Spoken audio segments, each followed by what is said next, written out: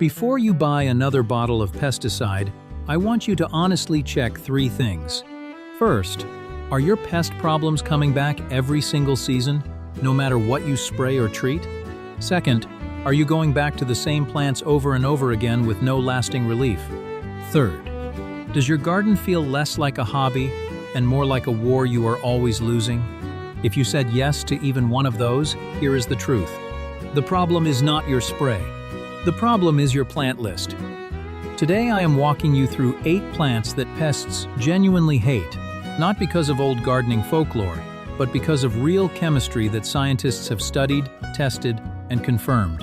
Now, 2 things I want you to stay for.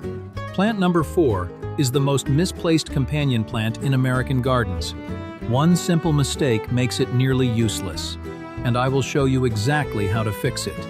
Plant number 7 is the actual source that the entire natural pesticide industry is built on, and you can grow it yourself. And plant number 8 is something almost no gardening video ever talks about, but it is the piece that turns your garden from a battleground into a system that protects itself. Let us get into it. Before we get into the list, I want to take a moment to thank every single one of you who has been watching, commenting, and sharing this channel. Martha's Backyard Farm exists because of your support, and every week I make it my goal to bring you content that actually works in a real garden, not just theory. If you are new here, welcome. Now let us get into the plants. Plant number 1 is Marigold. And I want to start here because this is probably the most misused plant in the American home garden. Here is what most people do. They line marigolds around the outside edge of their beds like a decorative border, stand back, and then wonder why the aphids are still destroying their tomatoes. The mistake is distance. Marigolds need to be woven directly into your vegetable beds, planted every 12 to 18 inches throughout the entire growing space, not framing it from the outside. When you place them too far away, the protective compounds they release simply do not reach your plants. Now here is the science that most people never hear. French marigolds produce a compound called alpha-terthienol, and field trials have shown it can suppress root knot nematodes in soil by up to 99% when planted densely as a cover crop. University of Georgia trials with the Safari variety specifically documented a 60 to 70% reduction in nematode populations after just 60 days. But there is a critical detail. For nematode control to work, you need to plant marigolds in the exact spot where you plan to grow vegetables the following season, not just nearby. Above ground, marigolds release limonene, which disrupts the host-finding behavior of whiteflies, and their open flowers attract hoverflies and parasitic wasps, the natural predators of aphids. Give them full sun, at least 6 hours a day, and plant them throughout your beds, not around them. Plant number 2 is basil. And what I'm about to tell you goes far beyond pest repellent. A study published in Plant Cell Reports in 2024 out of Kagoshima University found that 3 volatile compounds in basil, linalool, chavicol, and alpha-terpineol actually activate a wound response gene in tomato plants called PIN2. What this means in practical terms is that tomatoes grown alongside basil are already primed to fight back before any pest even arrives. Caterpillars feeding on those primed tomato leaves grew to only half the weight of caterpillars on unprimed plants. Basil is not just masking your tomatoes from pests. It is teaching your tomatoes how to defend themselves. The single biggest mistake I see with basil is letting it flower.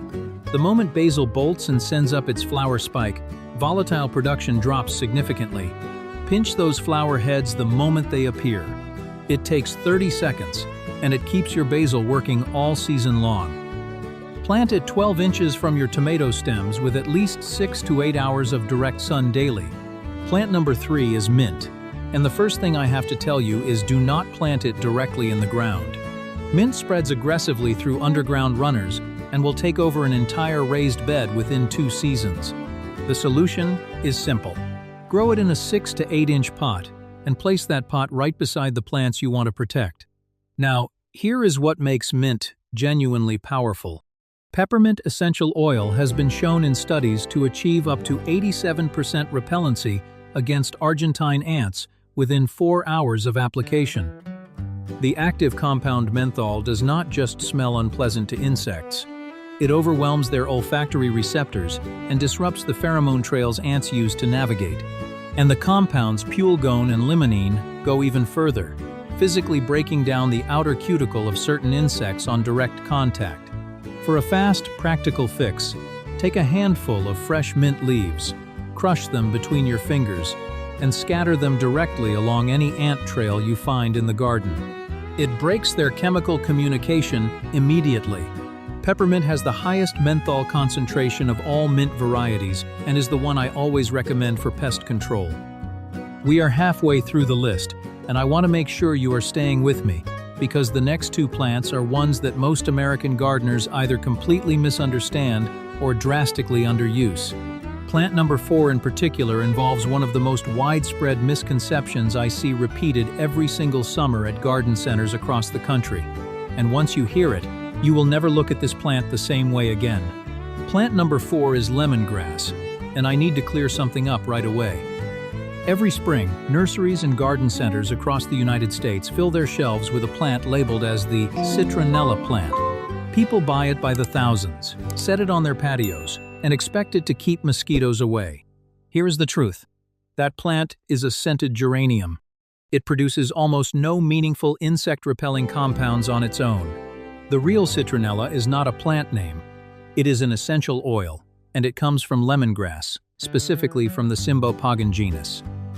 Citronella oil derived from lemongrass has been registered as an insect repellent in the United States since 1948 and is recognized by the Environmental Protection Agency as a biopesticide with a non-toxic mode of action.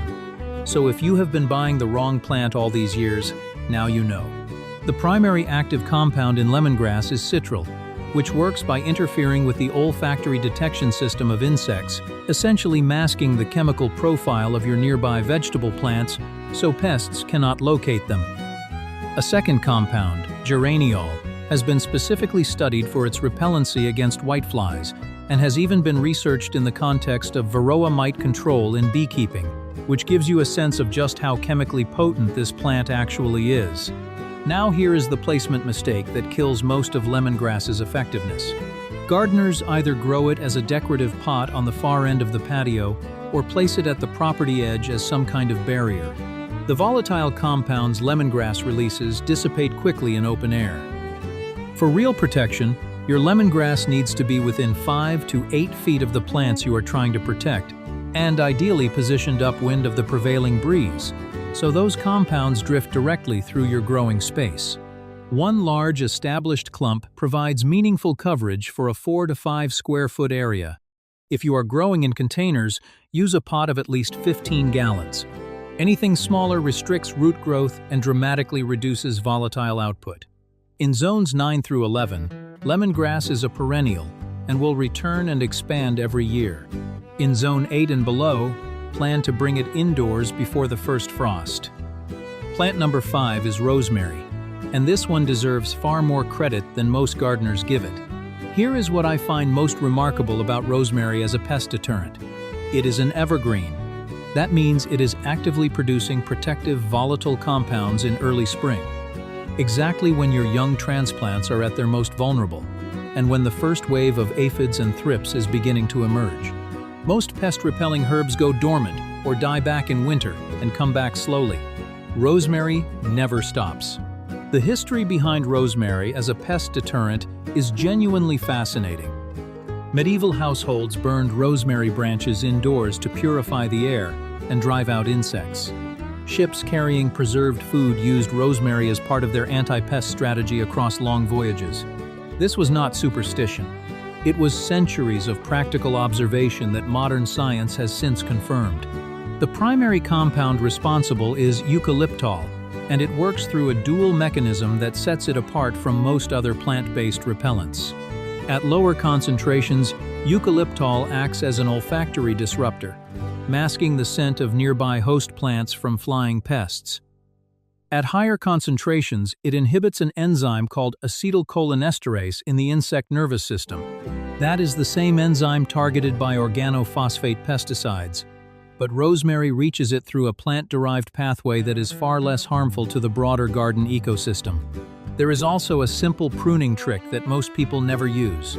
After any pruning session, take those fresh cuttings and lay them directly around your seedlings, along the base of fruit trees, or tucked between transplants. The freshly cut rosemary releases a concentrated burst of volatiles that acts as an immediate short-term deterrent, effective for several hours up to a full day. One well-established rosemary bush provides meaningful coverage across a 6 to 8 foot radius. Give it full sun, well-drained soil, and water sparingly once it is established. Overwatering is the #1 reason rosemary dies in American home gardens. We are getting into the final stretch of this list, and I want you to stay with me, because these last 2 plants are genuinely the most strategically interesting ones we have covered today. Plant number 6 works in 2 completely opposite directions at the same time, and most gardeners only know about one of them. Plant number 7 is the one I promised you at the very beginning of this video, the plant that the entire natural pesticide industry is built on. Let us start with number 6. Plant number 6 is Nasturtium, and what makes it so fascinating is that it does not just repel pests the way every other plant on this list does. It actually lures them in on purpose, and that is exactly what makes it so powerful when you use it correctly. Here is the chemistry behind it. Nasturtiums produce compounds called glucosinolates, the same sulfur-containing family of compounds found in cabbage, kale, and broccoli. Certain aphid species, specifically cabbage aphids and peach potato aphids, locate their host plants by detecting glucosinolate volatiles drifting through the air. When a nasturtium is growing near your vegetable bed, it broadcasts that same chemical signal as your brassicas, but louder and more intensely, because nasturtium glucosinolate concentrations are exceptionally high. The aphids find the nasturtium first. That is the trap. Now here is the part that most gardening videos never mention, and this is where nasturtiums go from being a simple trap crop to something far more valuable. When your nasturtium maintains a small, steady population of aphids on its leaves, it becomes what researchers call a banker plant. Hoverflies, whose larvae can consume up to 400 aphids each during their lifespan, need a consistent food source to stay present in your garden. Parasitic wasps need the same. In a garden that is completely free of all pest insects, you also have no beneficial insects, because there is nothing there to sustain them. Your nasturtium trap cluster feeds and holds your entire army of natural predators in place all season long. But placement matters enormously here. A 2022 study, published in the Journal of Economic Entomology, found that brassicas planted within 18 inches of nasturtiums suffered 3.2 times more aphid infestation than those spaced 36 inches or more away. The trap crop strategy only works when there is enough distance between the nasturtium and your valued plants to prevent aphid migration. Plant your nasturtiums in a cluster 3 to 5 feet from your main beds. Do not fertilize them and do not overwater them. Nasturtiums bloom best and produce the strongest volatile output in poor, dry soil. Rich amended soil pushes the plant toward lush leaves and very few flowers, which defeats the entire purpose. And when a nasturtium finally gets overwhelmed with aphids, pull it, compost it, and plant another. That is the system working exactly as intended. The leaves are also edible, peppery and bright, so nothing in this plant ever goes to waste. Plant number 7 is where this video has been building toward since the very first minute, and I want you to understand just how significant this plant actually is. Dalmatian chrysanthemum, known scientifically as Chrysanthemum cineraria folium, is the original source of pyrethrin, one of the most widely used natural insecticides on the planet. The pyrethrin extracted from its flowers is the active ingredient in hundreds of certified organic pesticide products sold across the United States. It is used in agriculture, in food storage facilities, in veterinary treatments, and in municipal mosquito control programs. The entire global natural pyrethrin market, worth hundreds of millions of dollars annually, traces back to this single flower. And you can grow it yourself in your own backyard. Now this is critical. The mums sold at garden centers every October are ornamental varieties bred entirely for flower color and seasonal display. Their pyrethrin content is negligible. The Dalmatian chrysanthemum looks nothing like those. It resembles a simple wildflower daisy, white petals, yellow center, growing 12 to 24 inches tall. You need to source it specifically from seed suppliers that specialize in medicinal or companion plants. The science behind it is remarkable. Each flower contains 6 related pyrethrin compounds concentrated primarily in that yellow center, accounting for between 0.9 and 1.3% of the dried flower's total weight. A single plant can yield up to 100 flowers in a growing season. To make your own spray at home, harvest the flowers just as they open. When pyrethrin concentration is at its absolute peak, then dry them completely and grind them into a fine powder. You can dust this directly onto infested plants, or mix it with diatomaceous earth in equal parts to make it easier to apply and extend your supply.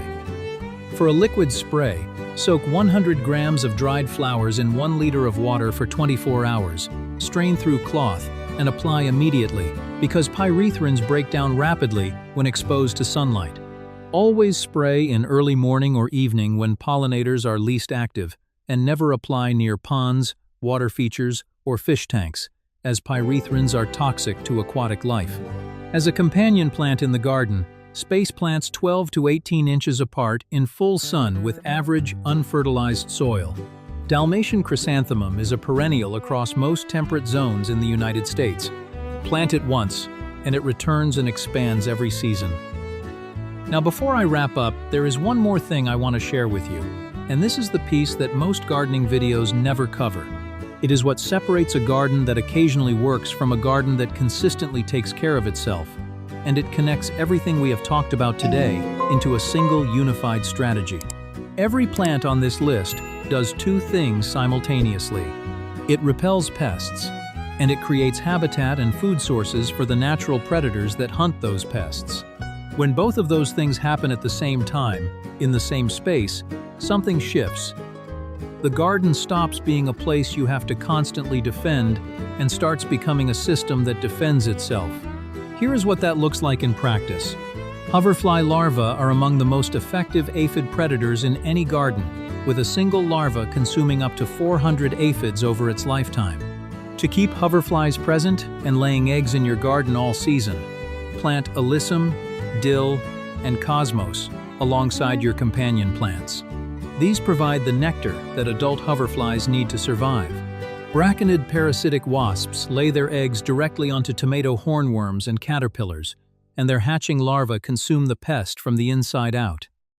Green lacewings feed on aphids, spider mite eggs, and a wide range of soft-bodied insects. All 3 of these predators need 2 things to stay in your garden: flowering plants with accessible nectar, and a small, steady population of prey insects to feed on. This is why I told you earlier not to eliminate every single aphid from your Nasturtium trap cluster. That small population is what keeps your beneficial insect army fed, present, and reproducing all season long.